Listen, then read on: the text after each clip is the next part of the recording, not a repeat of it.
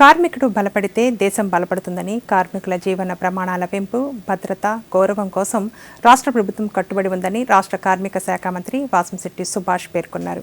గుంటూరు జిల్లా తాడేపల్లిలో ఆయన మీడియాతో మాట్లాడుతూ, దేశవ్యాప్తంగా కార్మికుల సంక్షేమం కోసం కేంద్ర ప్రభుత్వం తెచ్చిన 4 కొత్త కార్మిక కోడ్లు చారిత్రాత్మక సంస్కరణలని అన్నారు.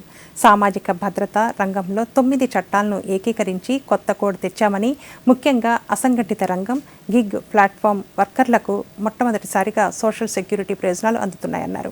మహిళా ఉద్యోగులకు 26 వారాల మాతృత్వ సెలవులు, అవసరమైతే వర్క్ ఫ్రం హోం సౌకర్యం కల్పిస్తున్నామన్నారు. వేతనాల పరంగా అన్నిటికీ ఒక రక్షణ ఇవ్వటం అనేది జరుగుతూ ఉంది. లేబర్ అడ్డాస్ కూడా తీసుకుని వస్తూ ఉన్నాం.